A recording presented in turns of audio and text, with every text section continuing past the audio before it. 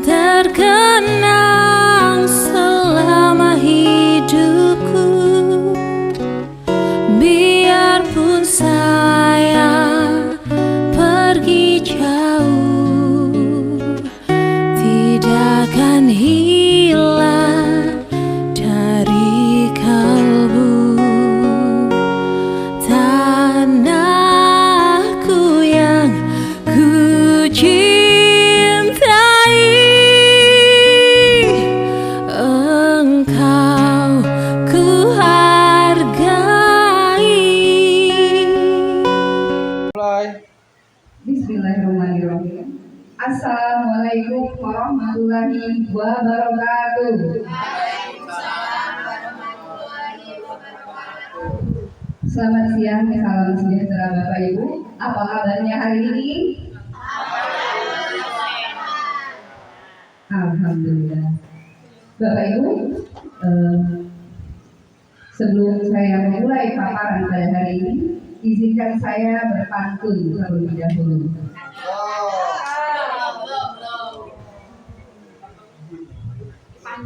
Ikan nila, ikan teri, beli di pasar tak perlu lama. Izinkan saya sharing materi. Kita belajar bersama-sama. Tepuk tangannya dong.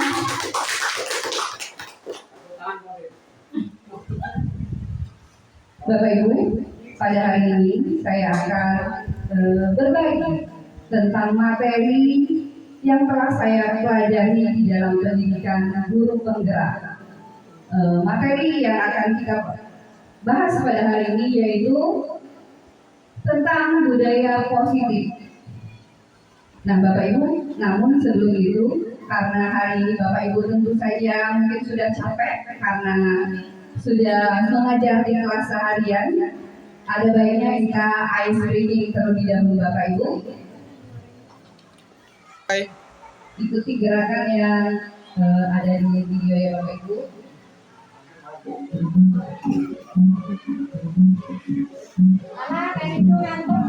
Kantuk.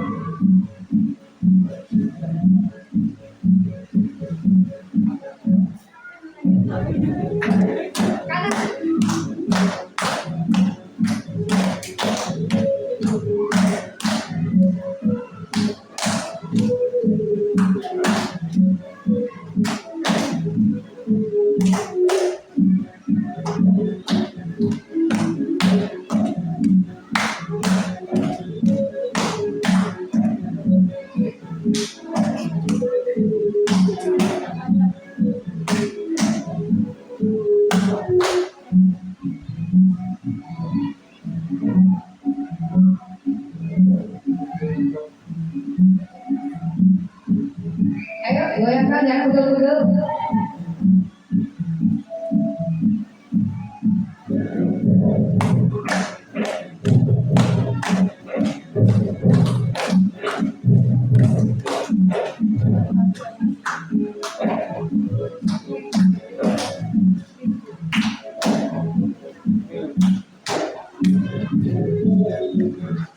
Oke, cukup Bapak Ibu.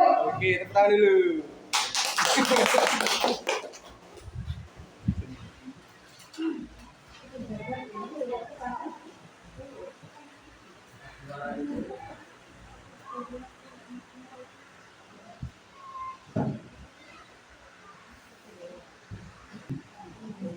Nah, baik Bapak Ibu, kita akan memulai diseminasi pemahaman dan penerapan budaya positif di sekolah kita di SD Negeri Transa Banten.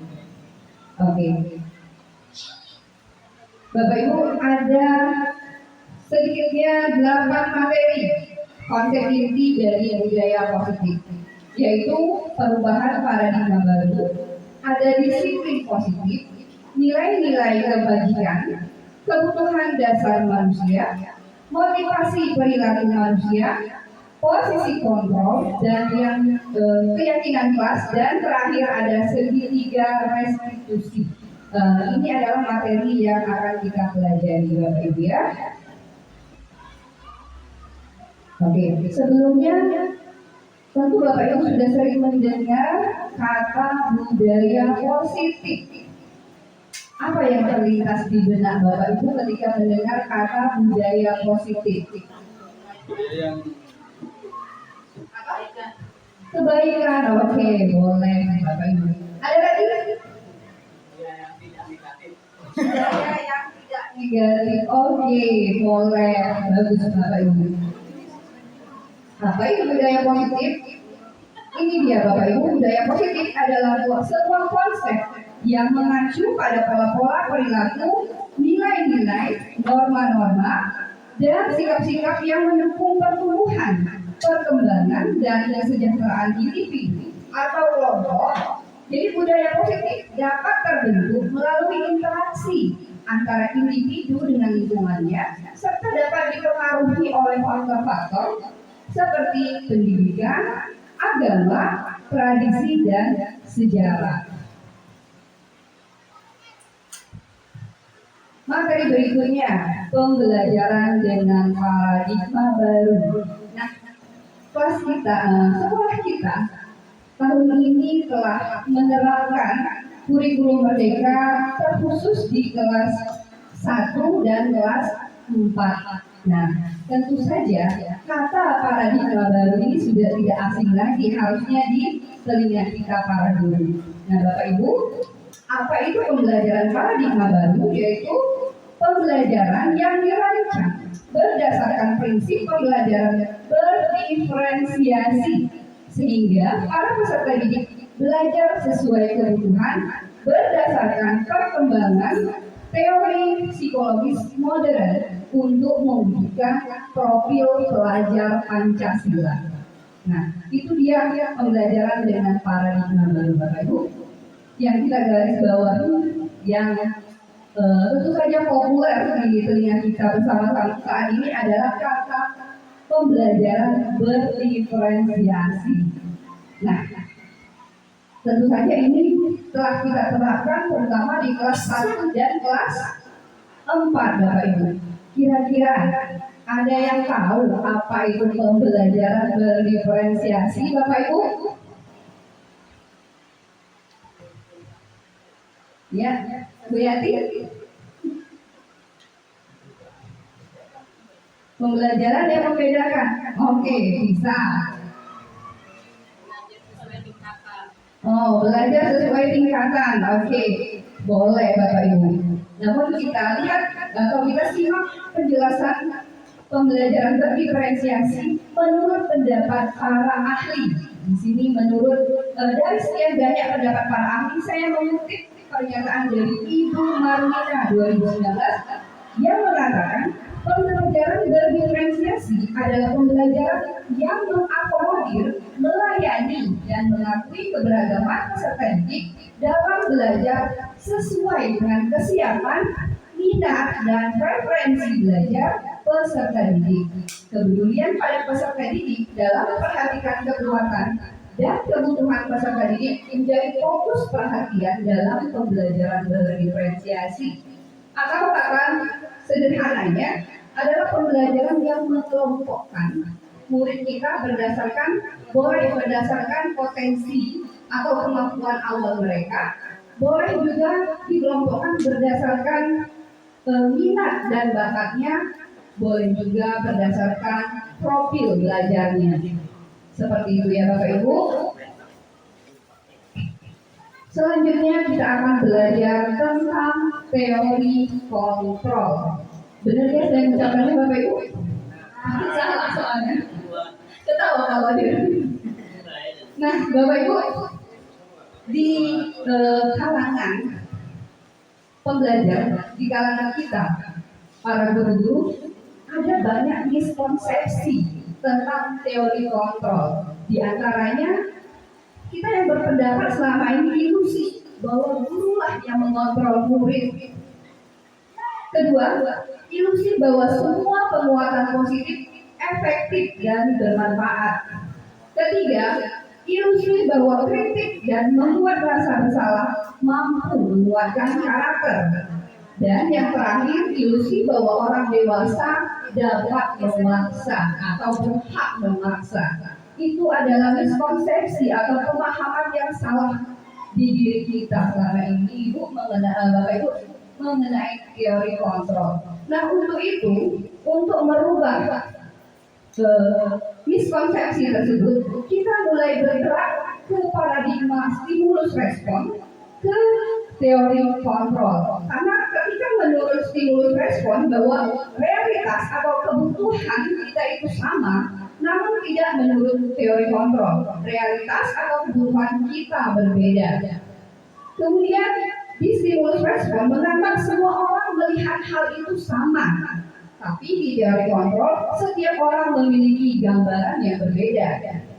Kita mencoba mengubah orang agar berpandangan sama dengan kita. Di teori kontrol, kita berusaha memahami pandangan orang lain tentang dunia. Orang lain bisa mengontrol saya, hanya Anda lah yang bisa mengontrol diri Anda sendiri. Saya bisa mengontrol orang lain. Pada teori kontrol, Anda tidak bisa mengontrol orang lain. Pemaksaan ada pada saat rujukan gagal. Dalam teori kontrol, kolaborasilah dan konsensus yang menciptakan pilihan-pilihan baru. Model berpikir menang atau kalah, tapi di teori kontrol, model berpikir adalah menang, menang, dan menang. Jadi tidak ada yang kalah, Bapak Ibu. Itu menurut teori kontrol. Lalu apa itu disiplin positif? Jadi ketika mendengar kata disiplin, kita ambil disiplinnya dulu Bapak Ibu.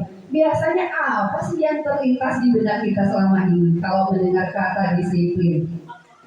Tepat waktu, benar, saya dulu juga beranggapan seperti itu. Terus apa lagi? Taat aturan. Ya kan Bapak Ibu? Selama ini kita mikir, oh disiplin itu tepat waktu, taat aturan. Tapi ternyata disiplin itu mengacu pada disiplin diri yang memiliki tanggung jawab terhadap apa yang dilakukannya berdasarkan nilai-nilai yang diyakini. Jadi disiplin adalah suatu proses yang mengacu pada disiplin diri yang memiliki tanggung jawab dengan nilai-nilai yang diyakininya. Disiplin positif merupakan salah satu cara penerapan disiplin yang bertujuan untuk menumbuhkan kesadaran serta memberdayakan peserta didik tanpa imbalan penghargaan atau ancaman atau juga hukuman. Jadi sebagai pendidik, tujuan kita adalah menciptakan peserta didik yang memiliki disiplin diri sehingga mereka berperilaku mengacu kepada nilai-nilai kebajikan universal dan memiliki motivasi intrinsik dalam perubahan perilaku ke arah yang lebih baik. Jadi itu menurut disiplin positif Bapak Ibu, bahwa kita itu idealnya sebagai guru harus bisa memunculkan motivasi intrinsik siswa atau motivasi yang berasal dari dalam dirinya. Jadi apa tindakan yang dilakukan siswa atau murid kita itu benar-benar berasal dari dalam dirinya, bukan karena mau adanya imbalan atau penghargaan, ataupun bukan karena takut dengan hukuman. Jadi kita itu berusaha memunculkan motivasi intrinsik. Nah, bagaimana caranya?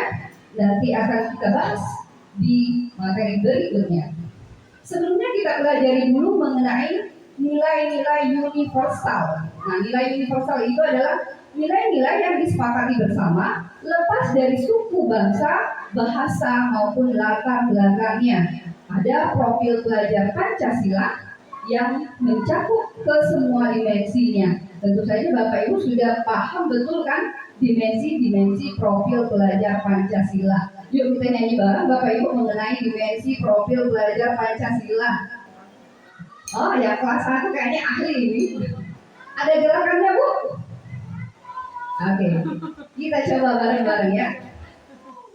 1, 2, 3. Pelajar Pancasila beriman dan bertakwa pada Tuhan Yang Esa dan berakhlak mulia, berkebinekaan global, mandiri gotong royong, kreatif dan bernalar kritis. Oke, sampai ngos-ngosan ya.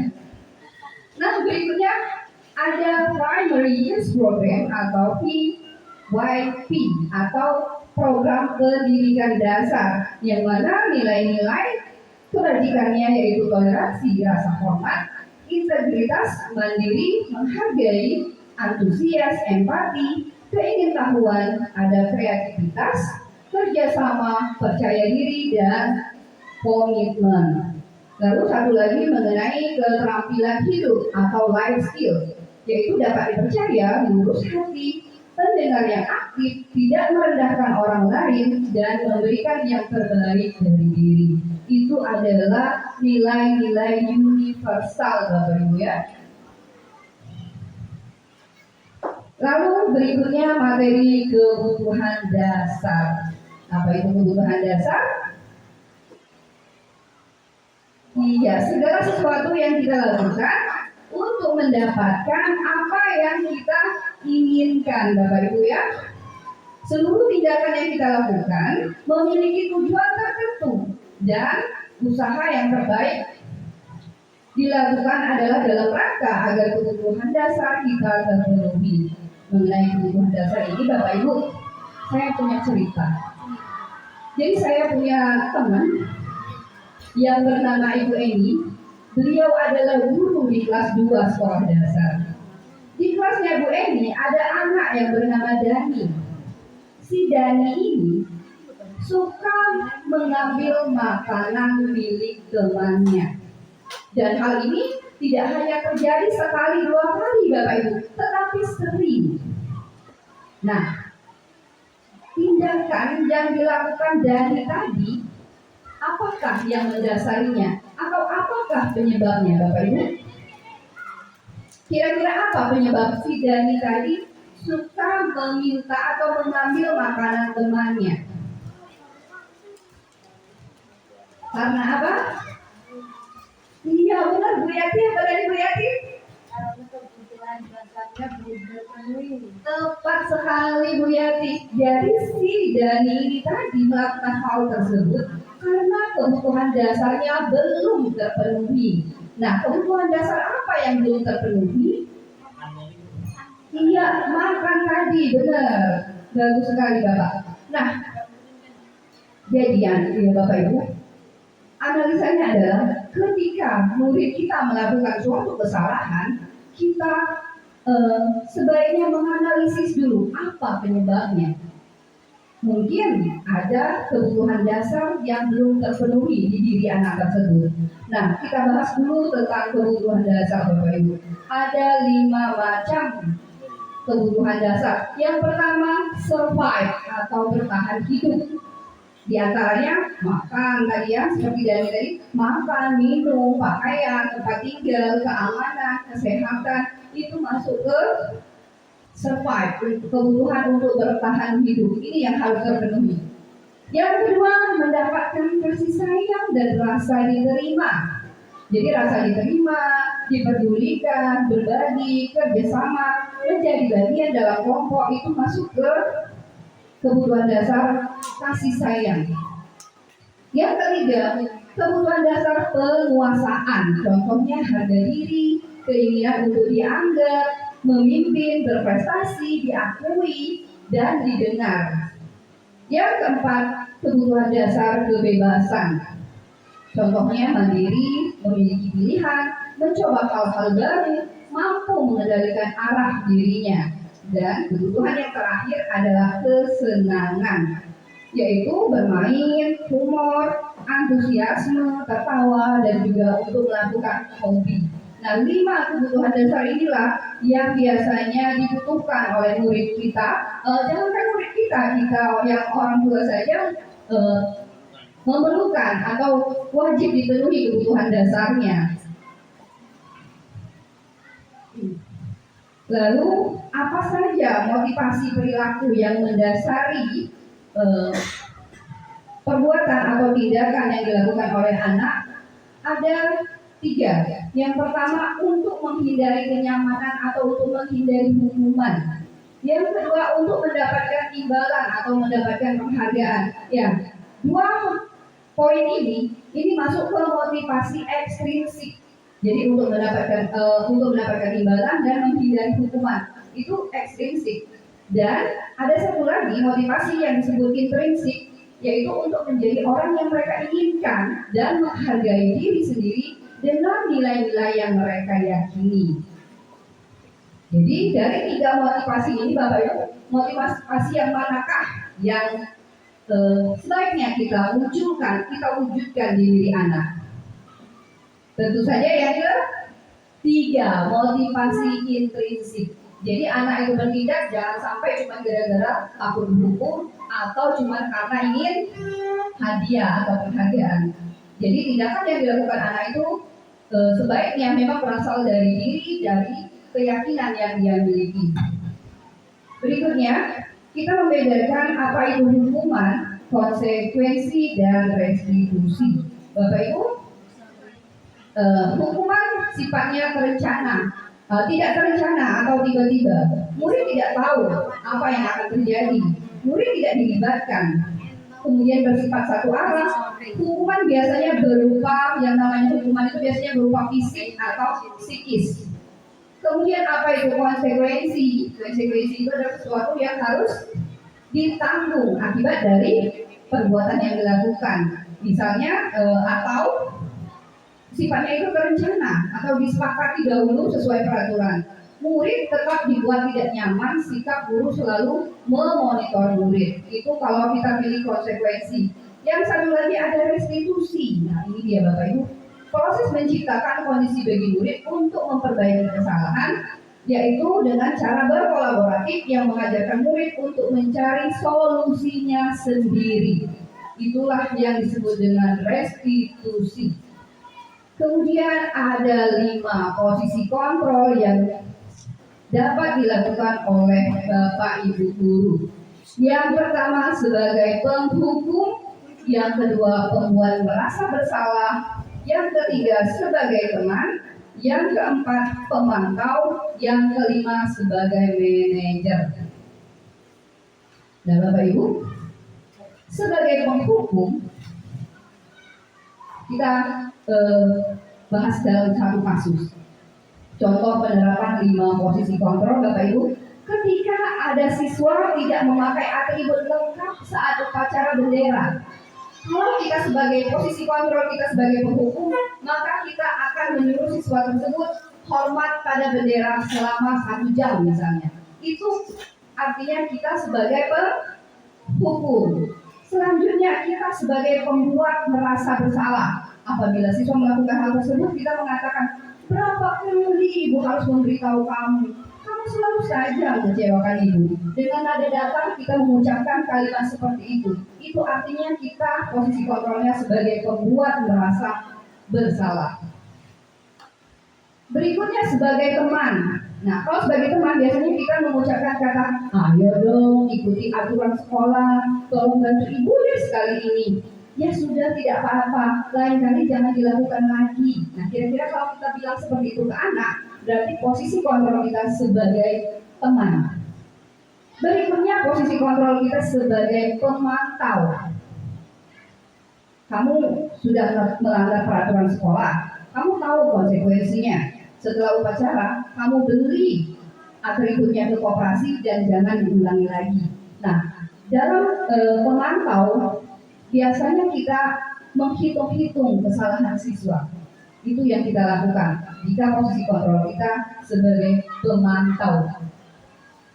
Nah, yang terakhir, yang kelima, ada posisi kontrol manajer. Dengan cara mengatakan, apakah kamu tahu kesalahanmu? Kira-kira bagaimana kamu memperbaiki kesalahanmu? Nah, itu dia Bapak Ibu 5 posisi kontrol. Nah, dari sekian banyak posisi kontrol ini, kira-kira Bapak Ibu berada di posisi mana? Biasanya Ibu berada di posisi kontrol yang mana?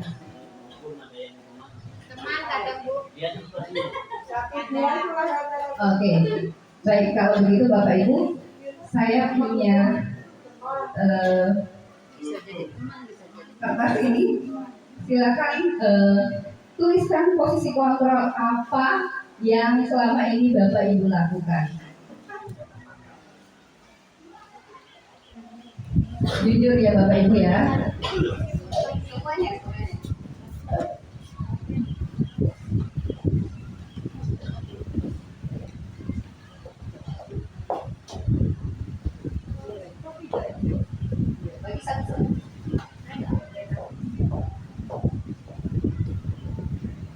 Bapak Ibu silakan tuliskan posisi kontrol apa yang selama ini Bapak Ibu lakukan. Dan yang sudah silakan tempelkan jawabannya ke depan Bapak Ibu ya.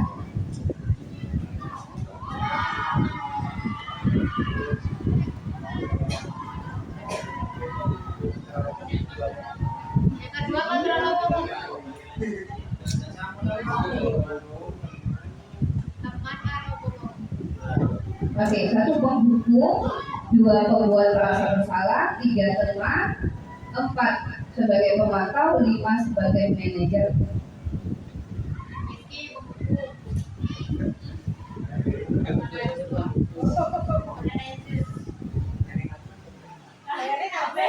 Boleh kalau lebih dari 1 silakan, tidak apa-apa sesuai dengan kondisi atau yang kita lakukan selama ini Bapak Ibu.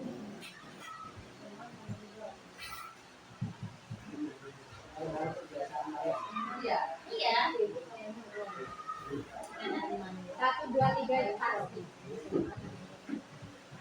Yang sudah boleh ditempel ke depan, sudah Pak?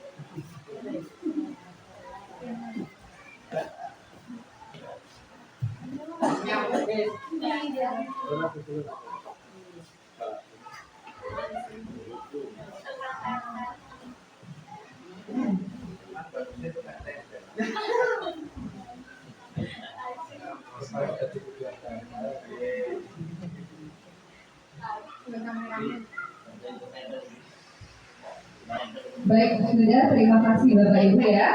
Kita cek dulu jawabannya. Sebagai teman pembuat merasa bersalah, teman penghukum membuat merasa bersalah. Sebagai teman penghukum membuat merasa bersalah, penghukum manajer, ada yang manajer, penghukum teman, sebagai teman terkadang sebagai manajer. Oke Bapak Ibu, terima kasih atas jawabannya. Karena kalau mau jujur, saya juga sering melakukan atau berada di posisi kontrol sebagai penghukum. Apalagi, contohnya begini, ketika ada anak yang terlambat, langsung, sini, push up dulu. Itu berarti kita sebagai penghukum. Ketika kita memberikan hukuman yang tidak ada hubungannya dengan kesalahan tersebut, itu adalah penghukum Bapak Ibu. Jadi, dari 5 posisi kontrol, posisi mana yang paling ideal yang harus dilakukan oleh guru? Sebagai temankah? Sebagai manajer, Bapak Ibu. Jadi, posisi kontrol yang paling ideal yang dilakukan guru adalah manajer. Karena dengan bertindak sebagai manajer, kita akan memberikan kesempatan kepada siswa untuk menyadari kesalahannya, kemudian mengaitkan kesalahannya dengan keyakinan nilai yang diyakininya, lalu berusaha untuk memperbaiki kesalahannya itu dan mencari solusinya sendiri atas kesalahannya itu. Jadi, posisi yang paling ideal adalah sebagai manajer. Nanti kita akan bahas lebih lanjut ya Bapak Ibu.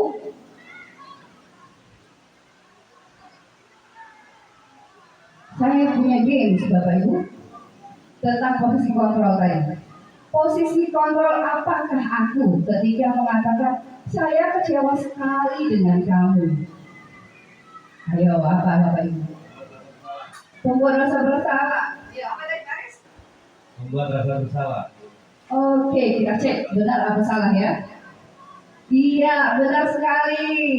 Tepuk salut dulu buat Aris dong. Salut. Tepuk salut. Salut, salut. Salut, salut. Salut. Oke, Bapak Ibu selanjutnya. Kamu tidak pernah benar melakukannya. Kamu salah terus. Kira-kira itu sebagai apa Bapak Ibu? Sebagai apa? Oke, sebagai apa Bu? Oke, benar sekali. Tepuk salut dong buat Bu Rizky. Tepuk salut. Salut, salut. Salut. Oke, Bapak Ibu.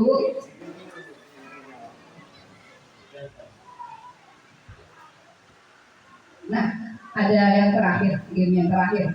Kamu tidak pernah mendapat nilai jika kamu tidak mengerjakan tugas. Kira-kira sebagai apa itu Bapak Ibu? Sebagai? Ayo siapa yang jawab nih? Sebelah sana boleh? Ayo. Sebagai apa Bu?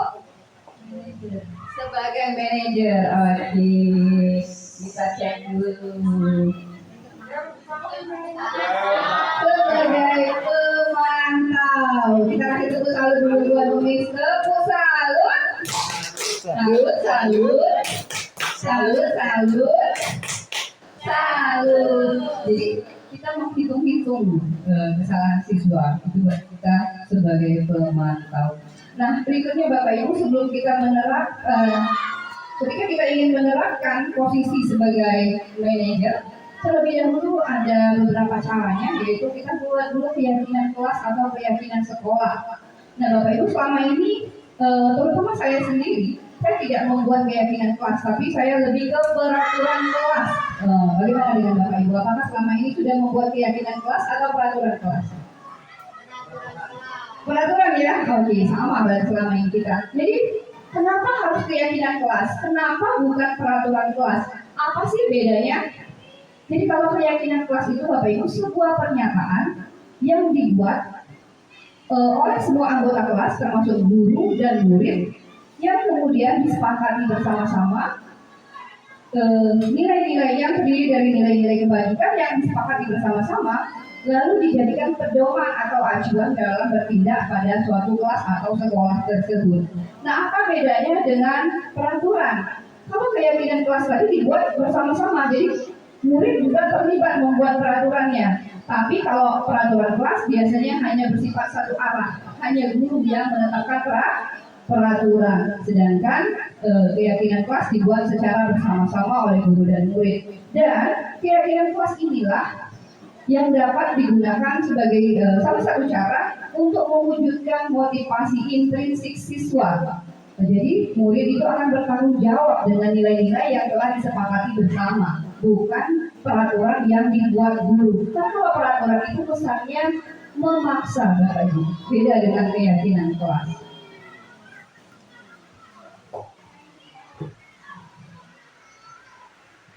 Nah, berikutnya cara atau pembuatan keyakinan kelas, Bapak Ibu. Keyakinan kelas itu bersifat abstrak, berupa pernyataan universal yang berupa nilai kebajikan dibuat dalam pernyataan positif. Jadi, kalau kita misalnya mau membuat keyakinan kelasnya, jangan buang sampah sembarangan. Nah, itu tidak boleh karena ada kata jangan. Berarti dia bukan kalimat positif. Sebaiknya diganti dengan buanglah sampah pada tempatnya. Oke, kira-kira begitu ya Bapak Ibu. Kemudian keyakinan kelas itu dibuat tak usah banyak-banyak, tapi sedikit saja agar mudah diingat dan dipahami. Paling banyaklah 10. Biasa idealnya itu 8. Kemarin saya buat jumlahnya sekitar 8. Kemudian sesuai dengan kondisi kelas dan sekolah sehingga mudah diterapkan. Jadi keyakinan kelas harus kesepakatan bersama semua warga sekolah atau kelas dilibatkan saat membuat sebuah keyakinan kelas. Nah, berikutnya Bapak Ibu, cara yang kita lakukan ketika kita ingin mengambil posisi sebagai manajer dalam rangka mewujudkan motivasi intrinsik siswa, yaitu dengan segitiga restitusi. Pernah dengar Bapak Ibu segitiga restitusi? Belum, sama. Saya juga baru ketika menempuh pendidikan guru penggerak ini Bapak Ibu. Jadi segitiga restitusi itu proses dialog yang dijalankan oleh guru agar dapat menghasilkan murid yang mandiri dan bertanggung jawab. Ada 3 tahapan dalam segitiga restitusi. Yang pertama yaitu menstabilkan identitas. Yang kedua yaitu validasi tindakan yang salah. Dan yang ketiga, kita menanyakan keyakinan. Pada tahap menstabilkan identitas, kita buat berdasarkan prinsip membuat kesalahan adalah bagian dari proses pembelajaran. Jadi kata-kata yang bisa kita ucapkan di tahap ini misalnya, berbuat salah itu wajar nak, atau tidak ada manusia yang sempurna di dunia ini, atau bisa juga dengan kalau ibu di posisi kamu, ibu juga akan melakukan hal yang sama. Itu adalah tahapan menstabilkan identitas. Tahapan yang kedua yaitu validasi tindakan yang salah. Dibuat berdasarkan prinsip setiap perilaku berupaya memenuhi suatu kebutuhan tertentu. Jadi di tahap ini kita mencari tahu alasan anak tersebut melakukan suatu kesalahan. Misalnya dengan mengatakan kamu pasti punya alasan mengapa melakukan hal itu. Padahal kamu bisa melakukan hal yang lebih buruk dari ini ya. Misalnya dengan mengucapkan kata seperti itu. Dan berikutnya Bapak Ibu, menanyakan keyakinan berdasarkan prinsip teori kontrol bahwa pada dasarnya kita termotivasi secara intrinsik, cara atau menstimulus dengan mengucapkan apa keyakinan kelas kita. Nilai-nilai apa yang telah kita sepakati bersama? Seperti apa gambaran sebuah kelas yang ideal menurut kamu? Kamu ingin menjadi orang yang seperti apa? Nah, itu kira-kira pertanyaan yang bisa kita ajukan untuk menstimulus agar motivasi intrinsik siswa itu terwujud. Bapak Ibu, contoh konkret dalam kasus ketika siswa melakukan tindakan kesalahan, saya sudah membuat satu video mengenai penerapan segitiga restitusi. Mari kita simak bersama-sama Bapak Ibu. Pensi, kamu tidak kenapa yang panggil ke sini? Tadi, kok udah istirahat, di rumah yang apa berjaga di rumah. Berarti ya? Nah, Pensi, setiap manusia itu pasti melakukan kesalahan. Yang dilakukan tadi kesalahan bukan? Nah, kamu pasti punya alasan untuk membuat kan ya?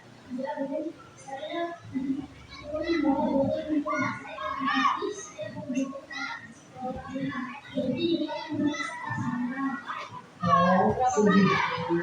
Nah, menurut kamu yang melakukan tadi sesuai tidak dengan keyakinan kelas. Nah, kalau begitu keyakinan kelas itu yang sudah kamu anggap ya?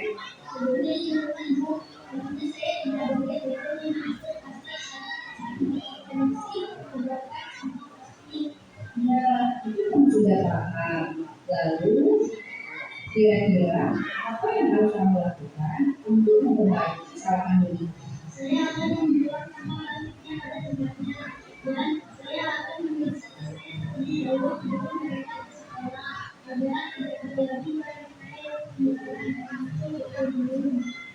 Nah, sudah baik sekali rencana kompetensi.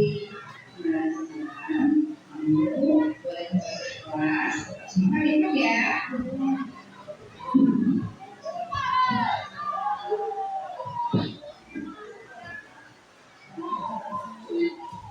Nah, baik Bapak Ibu, itu tadi adalah contoh penerapan segitiga restitusi yang saya lakukan ketika ada murid yang melakukan suatu kesalahan.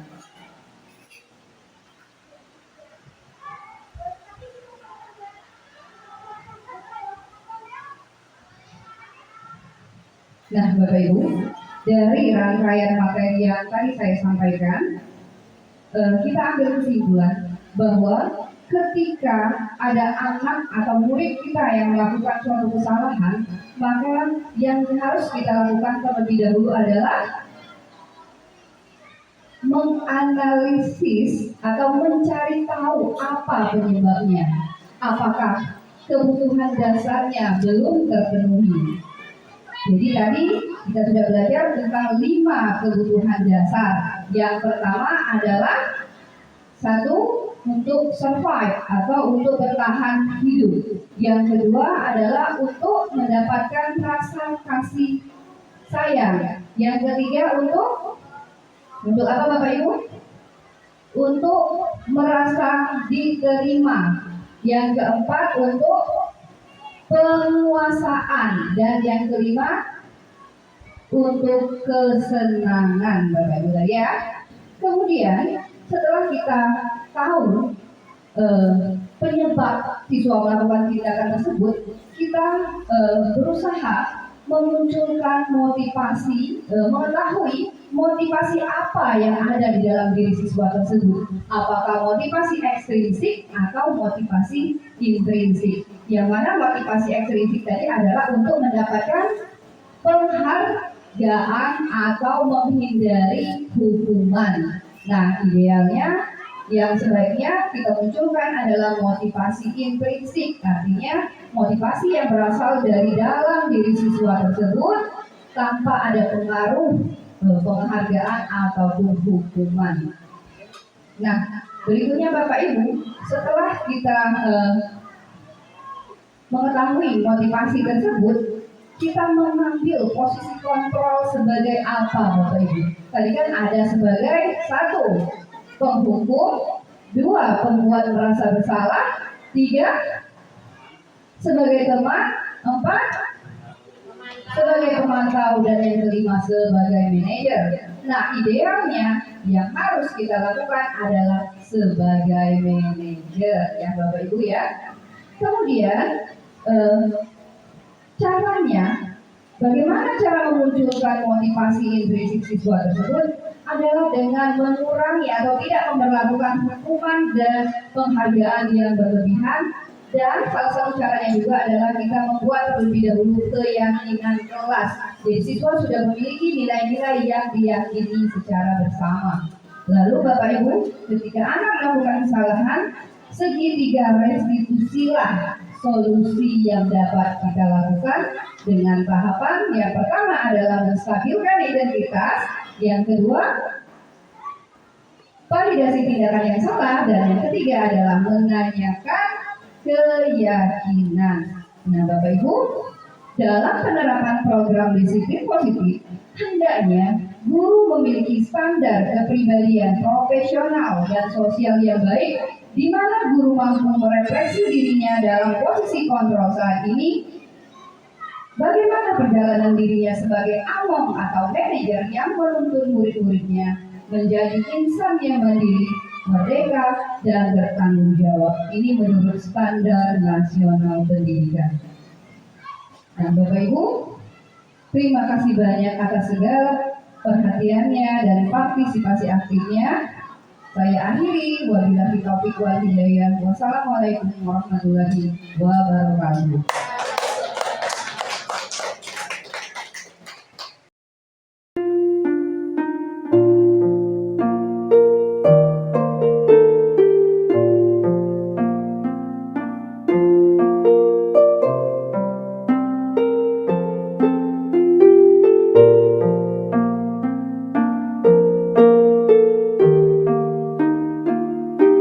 Anak-anak, hari ini kita akan membuat keyakinan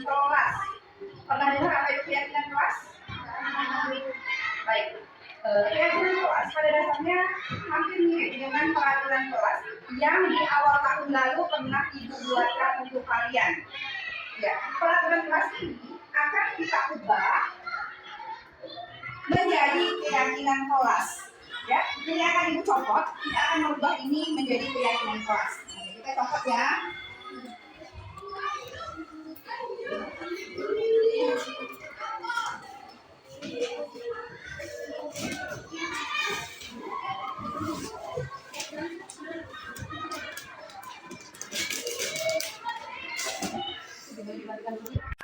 Ibu jelaskan dulu ya kalau gitu. Keyakinan kelas itu adalah suatu kesepakatan, suatu pernyataan yang kita yakini bersama, yang dibuat oleh semua anggota kelas, ada guru, ada murid, yang kita jadikan sebagai pedoman yang akan menjadi panduan kita dalam bertindak atau berperilaku. Contohnya, kita membuat keyakinan kelas, misalnya kita harus saling menghargai. Jadi keyakinannya kita harus menghargai antar teman. Kemudian misalnya kita harus datang tepat waktu. Itu adalah contoh. Kemudian misalnya dilarang buang sampah sembarangan. Nah, itu juga keyakinan kelas. Tapi keyakinan kelas yang akan kita buat tidak boleh menggunakan kata negatif. Kalau kata negatif, kata yang menggunakan kata jangan, dilarang, tidak boleh. Itu kan kata negatif. Nah, jadi jangan pakai yang negatif. Misalnya tadi kalau ngomongnya tidak boleh membuang sampah sembarangan, berarti kita ganti dengan membuang sampah pada tempatnya. Tidak boleh datang terlambat, berarti kalimat positifnya harus datang tepat waktu. Oke, seperti itu. Kira-kira sudah paham apa itu keyakinan kelas? Oke, pensi, silakan. Oke, pertanyaan yang bagus dari teman kalian, dari tepuk tangan. Pertanyaan yang bagus. Tadi pensi menanyakan kenapa harus keyakinan kelas, bukan peraturan kelas. Jawabannya karena kalau peraturan kelas itu kemarin ibu yang ciptakan, ibu yang membuat untuk kalian. Nah, peraturan kelas ini cenderung kesannya memaksa kalian untuk bertindak. Nah, sedangkan kalau keyakinan kelas itu dibuat oleh kita secara bersama-sama. Keyakinan kelas dibuat oleh murid dan guru. Nah, itu akan jadikan kesepakatan kita secara bersama yang otomatis akan memunculkan rasa atau motivasi intrinsik dari dalam. Jadi dari dalam diri kalian sendiri. Tindakan yang akan kalian lakukan berdasarkan keyakinan dari dalam diri, bukan hal yang memaksa kalian. Nah, keyakinan atau kesepakatan kita buat nanti akan kita pertanggungjawabkan sebagai pedoman dalam bertindak kita di dalam kelas. Oke, sudah paham ya? Baiklah, ibu akan membagikan kertas. Nanti kalian isikan nilai-nilai keyakinan yang ingin kalian sepakati. Satu orang ibu bagikan satu, buat satu saja keyakinan di satu orang. Oke, masih ingat ya, dibuat tadi dalam bentuk kalimat. Oke, bagus ya. Nah, yang laki-laki kasih yang warna hijau. Hijau mau warna apa? Ada pink. Oke, ya. Yang perempuan boleh warna pink.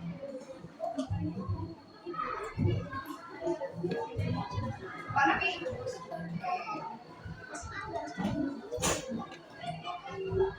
Warna pink.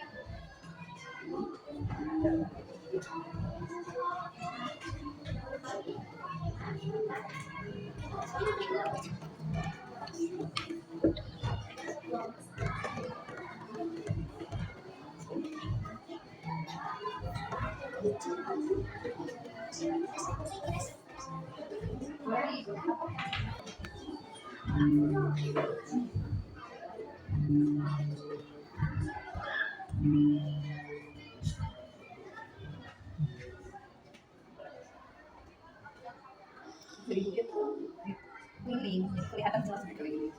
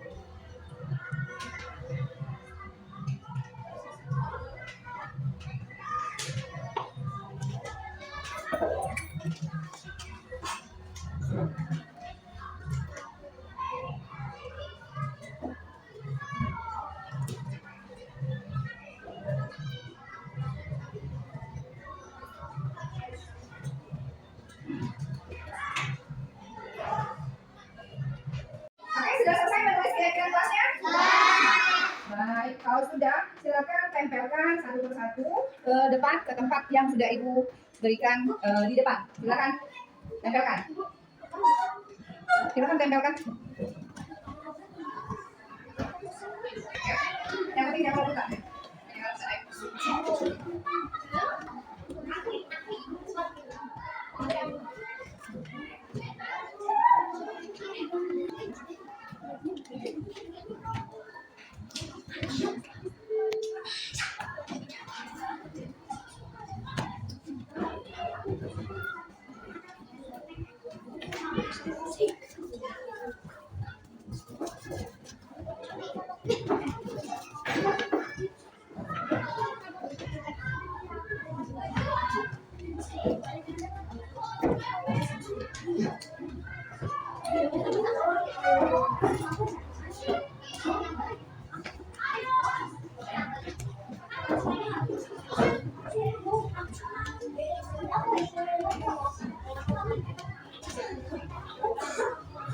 Balik ya, Pak. Balik ya.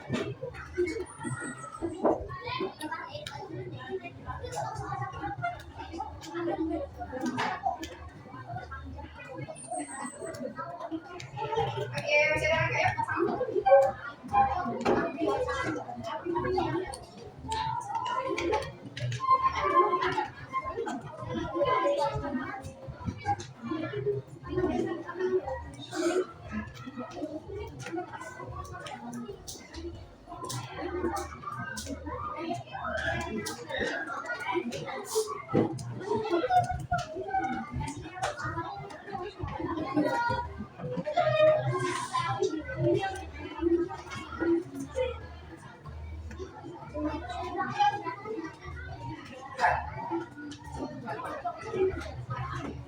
Oke, sudah selesai semuanya?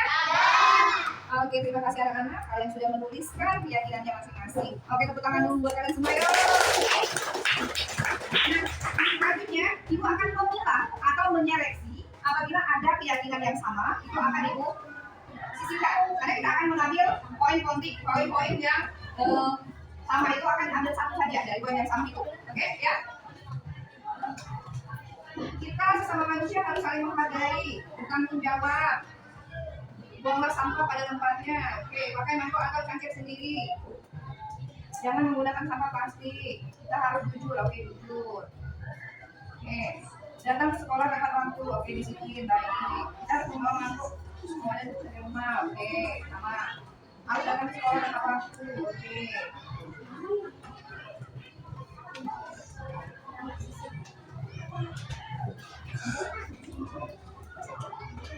Saling menghargai.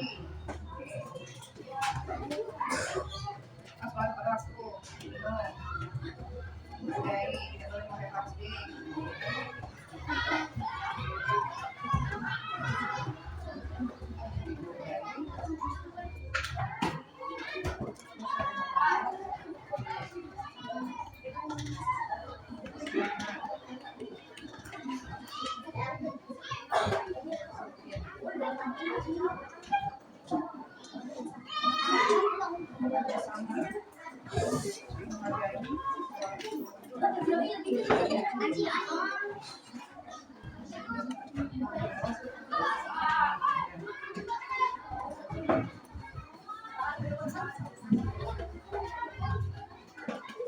Nah, baiklah teman-teman, baiklah anak-anak. Coba diingat-ingat dulu. Setelah Ibu pilih tadi keyakinan kelas yang sama, Ibu ambil yang satunya ya. Kalau yang sama Ibu ambil satu. Dan sekarang sudah dapat 8 buah kesepakatan kesepakatan kelas yang kita buat pada hari ini. Yang pertama yaitu saling menghargai. Yang kedua, membawa wadah sendiri, wadah botol minum atau mangkok sendiri dari rumah. Yang ketiga, harus datang ke sekolah tepat waktu. Kemudian jujur. Oke, kemudian bertanggung jawab, membuang sampah pada tempatnya, bekerja sama atau gotong royong. Yang terakhir, semangat belajar. Oke, tepuk tangan dulu. Anak-anak, ini adalah kesepakatan kelas kita yang kita buat sendiri, yang akan menjadi acuan atau pedoman kita dalam bertindak ke depan di dalam kelas ini. Ini semoga akan kita pertanggungjawabkan bersama-sama. Nah, biar lebih semangat, biar tertanam terus di dalam hati kalian, marilah kesepakatan kelas itu kita jadikan jargon kelas kita dengan cara tepuk 4A. Oke? Nanti ada semangat, mandiri, gotong royong, konsentrasi, dan bahagia. Oke, kita jadikan tepuk 4A. Boleh berdiri dulu semuanya? Tepuk 4A. Semangat, mandiri, gotong royong, konsentrasi, bahagia. Nah, baiklah. Berikutnya, kita akan mentandatangani kesepakatan yang kita buat agar kita selalu berkomitmen terhadap keyakinan yang tadi sudah kita buat. Oke ya? Ibu siapkan. Mohon tanda tangannya, silakan tanda tangani satu persatu. Oke. Buat namanya. Buat namanya ya. Ya. Nggak usah nama apa.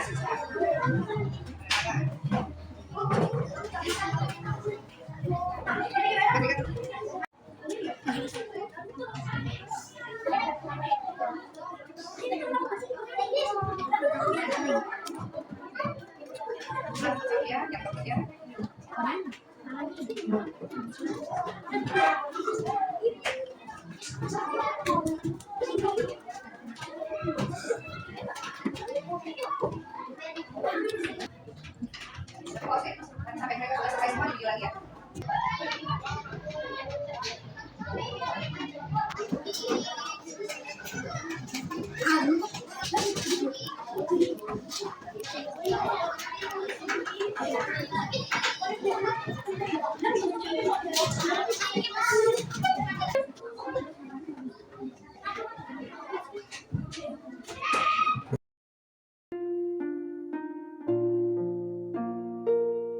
Assalamualaikum warahmatullahi wabarakatuh. Perkenalkan, nama saya Raisa Fitra Agustia dari kelas 4A SD Negeri Trasbangdap. Saya senang sekali diajak membuat keyakinan kelas oleh Bu Guru. Keyakinan kelas ini penting sekali karena agar dapat membuat kita lebih bertanggung jawab. Terima kasih. Assalamualaikum warahmatullahi wabarakatuh. Perkenalkan, nama saya Aldrich dari kelas 4A dari SDN Negeri Trasbangdap. Saya sangat bersemangat karena keyakinan kelas ini penting untuk membuat kami lebih disiplin dan bertanggung jawab. Terima kasih. tanah air ku tidak kulupakan, kan terkenang selama hidupku, biarpun